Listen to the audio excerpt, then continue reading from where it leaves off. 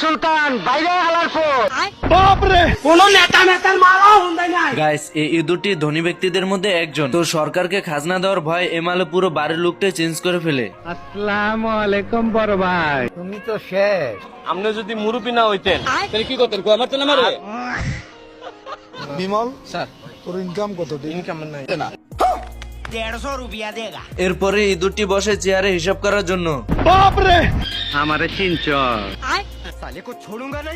ভালো হয়ে যাও মাসুদ। এর ভিতরে ইঁদুরের ঘরে সবকিছু উল্টাপাল্টা কাজ করতে থাকে। এইদিকে অফিসার ভাবতে থাকে তার বাংলা মদের কারণে এসব ভুলভাল জিনিস দেখছে, তাই মদের বোতলটিকে ফেলে দেয় এবং সত্যিটা দেখার জন্য আবার ইঁদুরের বাড়িতে চলে যায়। তোরা কে কোনা আমার বাসা? আসসালামু আলাইকুম মোটা খাসি। হালার পুথালা, তোর বোনের বিয়া করছি, তুই আমার শালা। এই ছোট্ট কালো হাঁসটি হাঁস হয়ে পুকুরে সাঁতার কাটতে পারে না। बेकार है भैया, मैं तो टूट गया। সাঁতার না জানার দুঃখে জঙ্গলে এসে হাঁসটি বসে বসে কাঁদতে থাকে। তা দেখে জঙ্গলের প্রাণীরা এসে বলে, বাইক না তোমার বডির এই অবস্থা কে? শুই মুই লাও নাকি? রক মক বাইরে গেছে। এরপর হাঁসটি কিভাবে সাঁতার শেখা যায় সাঁতার প্রশিক্ষকের কাছে চলে যায়। আমি বলুম না, আমার শোরুম করে। এটা কোনো সিদ্ধি ফিদ্ধি না, এটা সবজি। আচ্ছা কিনছি রে কিনছি, আমি টেনশন কিনছি। সাঁতার প্রশিক্ষকের কাছ থেকে বুদ্ধি নিয়ে সাঁতার কাটতে চলে আসে। वाओ क्या लड़का है, वेरी हैंडसम बॉय, इससे तो बहुत मजा आएगा। সুটিয়ে লাল করে দেবো, নোংরামি বার করে দেবো।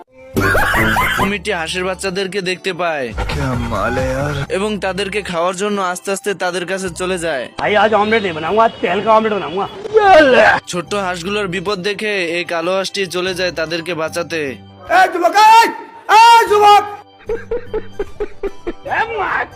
কুমিরটি হাঁসটিকে দেখে ফেলে এবং লেজ দিয়ে বাড়ি মেরে তার মুখের ভিতর ভরে নেয়, কিন্তু বেশিক্ষণ রাখতে পারে না কারণ হাঁসটি দাঁত ভেঙে বেরিয়ে আসে। তোরা কে কোনা আমার বাসা?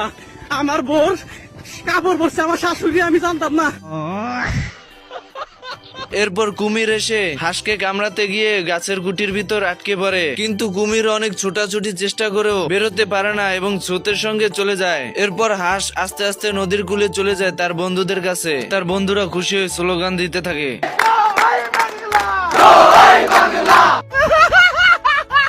হাঁসটি কুকুরটিকে খাঁচায় বন্দি করে দিল্লি থেকে পাকিস্তানে নিয়ে যাচ্ছিল। তা দেখে কুকুরটি বলে ওঠে, दिल्ली नয়, पिंडी নয়, নয় অন্য কোন দেশ, সবার আগে বাংলাদেশ।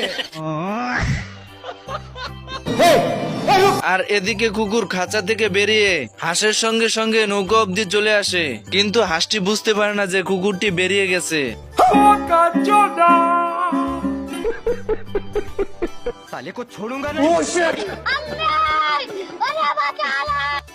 আরে এমালে তো কুকুর হয়ে বাদরের মতন গাছে গাছে ঝুলছে। सब क्या देखना पड़ रहा है? अच्छा है मैं अंधा हूँ। তার মানে গাইস ডিজিটাল যুগে আধুনিকতার ছোঁয়া পেয়ে সব আপডেট হয়ে গেছে।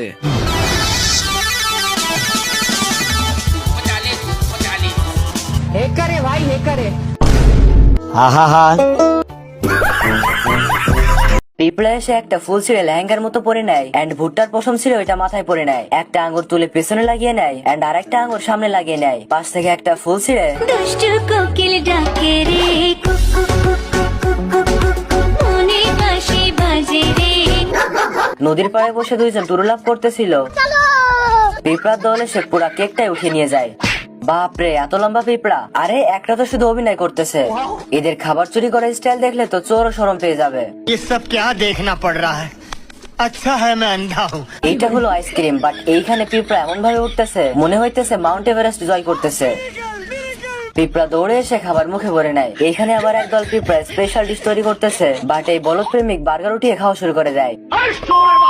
এজন্য পিঁপড়া তার প্রেমিকের হাতের নিচে পাউরুটি রেখে তারপর মাখন মাখিয়ে আবার পাউরুটি বসিয়ে দেয়। আর এই বলদ প্রেমিক উঠিয়ে যখনই কামড় দেয়,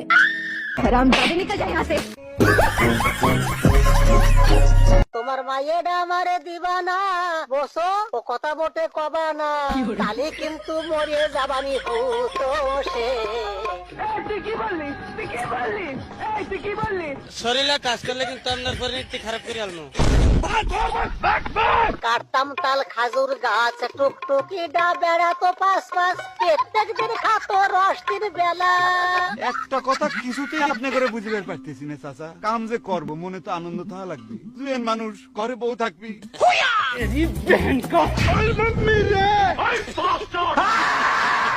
আমার মাফ করে দে হুজুর, আমার ভুল হয়ে গেছে। रुक तेरे को बताते तेरी माँ